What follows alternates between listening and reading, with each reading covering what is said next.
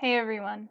Thanks for tuning in to this episode of the Adulting Podcast vlog slash soon to be incorporated into season 2 bonus YouTube episode that I'm releasing early because I has something on my mind that I want to share.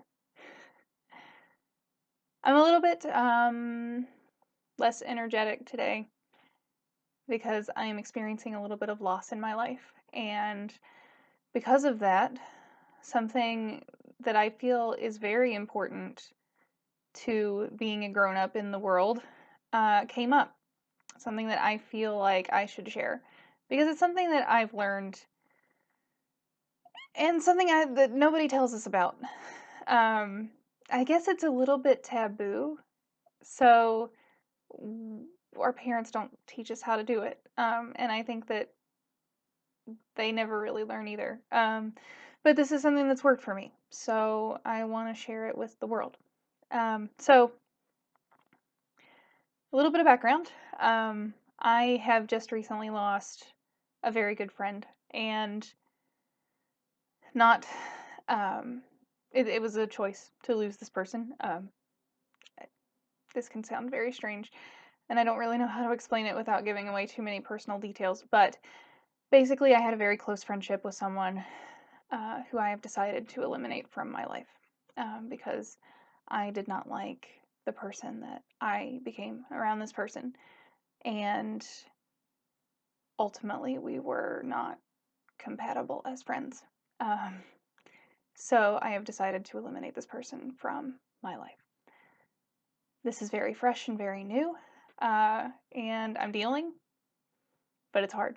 And I've been thinking a lot about mourning and loss, and it is very much a part of life. And it's something that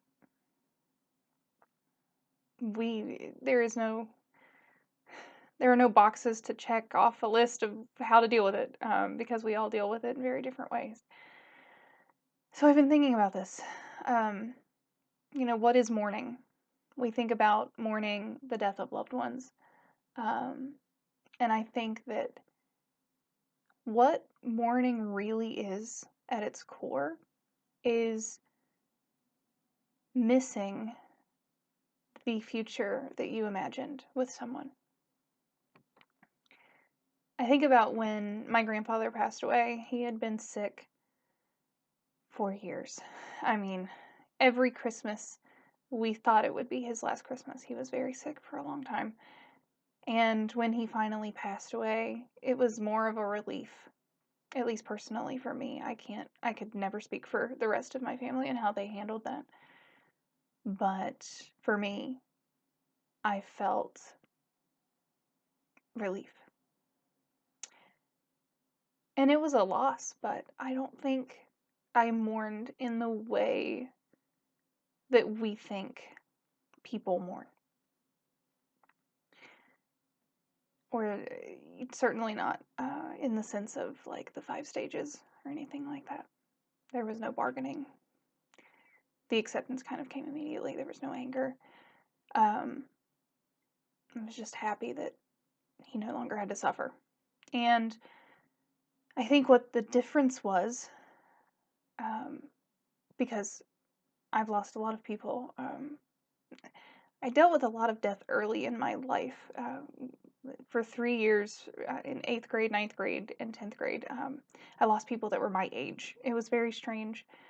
I began to dread the summer because we always lost someone, and it was a lot to deal with in that time. And I don't know if that was just. I mean, I guess that's not abnormal. I mean, children do pass and are killed in vehicle accidents, and in my case it was 2 vehicle accidents and a 4-wheeler accident, which I guess is a pretty rural issue. But yeah, I know this stuff happens, but it seemed very strange because for 3 years there, every summer I began to dread the summers because you just kind of expected it after a while. But the difference between those deaths and the passing of my grandfather was that I had imagined futures with these people, even in small ways, right? Um, I remember my friends talking about, sharing a locker with one of the boys that had been killed. Little things that we come to anticipate about our futures with people, even in the smallest sense. And we do that with breakups too, and with losing friends. We mourn what could have been, what we wanted. We mourn the final answer to our expectations, and that answer is no. And it's very sad.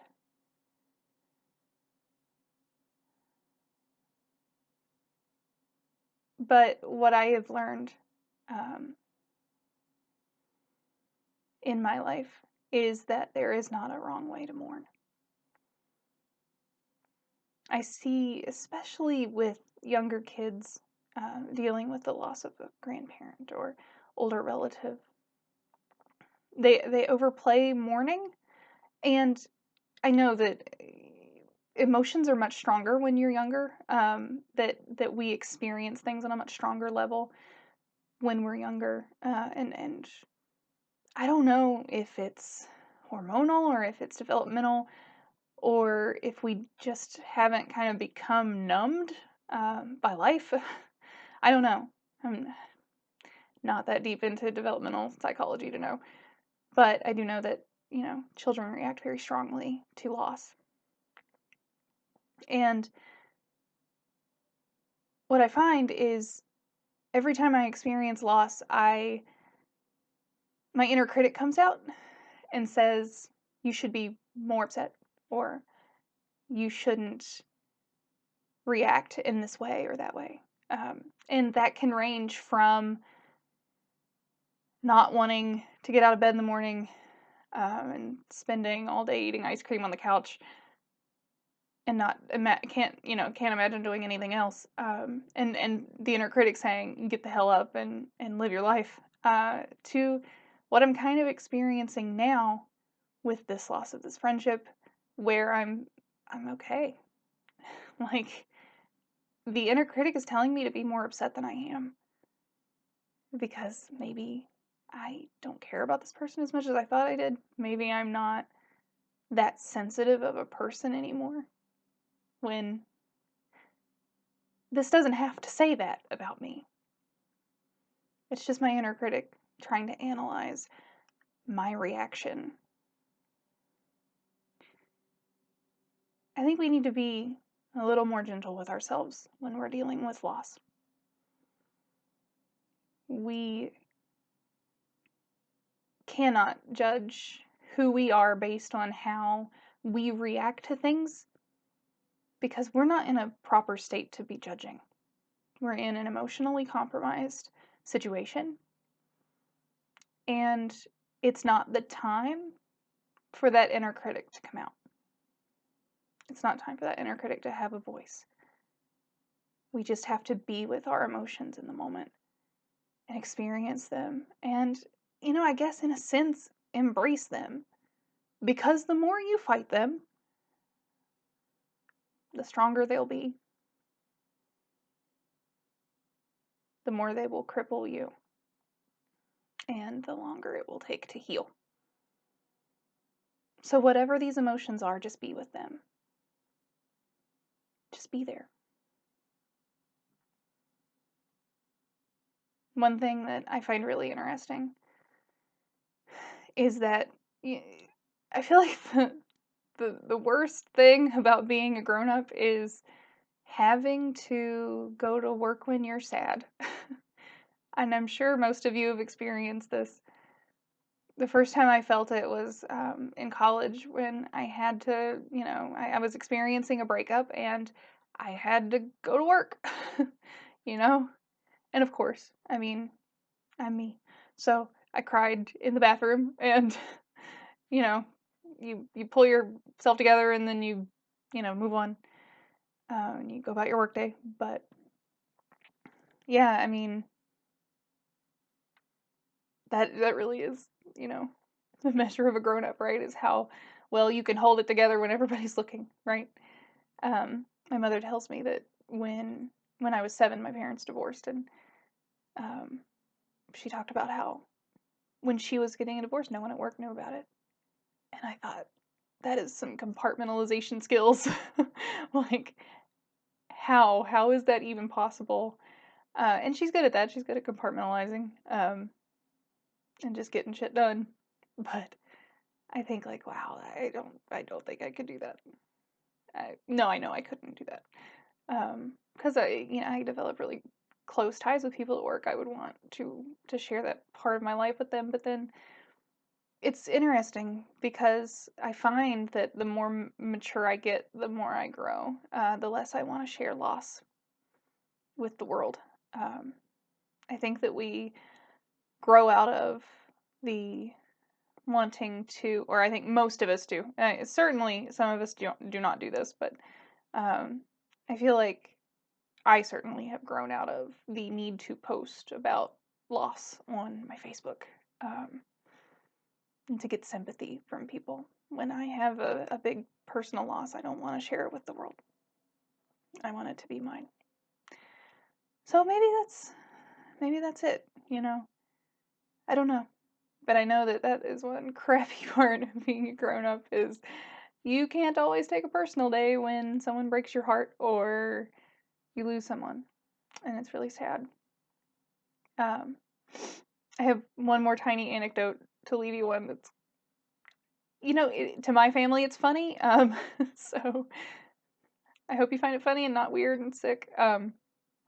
So when I was very little, like still in a high chair, probably 2.5 or 3, I was speaking in full sentences, but very young. And I kind of remember this vaguely, so it was probably like 3.5. My aunt told me the story again over Thanksgiving. She tells the story a lot, which I find funny. My mother's mother passed away, and I was sitting at my aunt's. She babysat me a lot, and I was sitting in my high chair, probably eating like spaghetti or chicken nuggets or something. And she she said that she could tell that I was like that the wheels were cranking in my head. That I was thinking about something, trying to figure something out, and I said, "So Ma is dead, right?" And she goes, "Yes."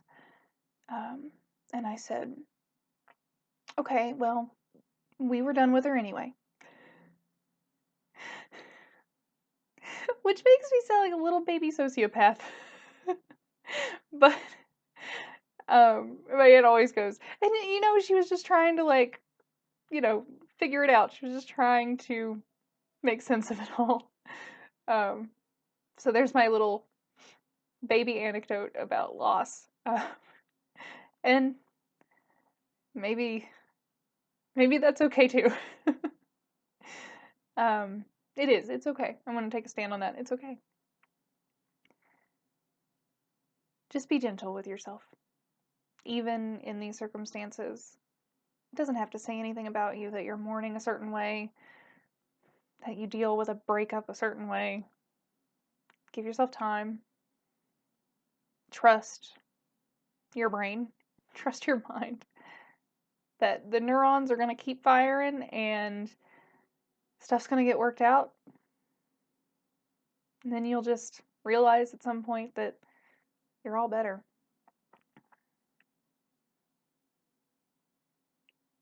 Let's just be kind to ourselves. Thanks so much for tuning in. Please remember, even during our season break, to stay active on our Facebook and on Twitter, facebook.com/adultingpodcast. And my Twitter handle is 2020somebody. Thanks so much. Have a great day.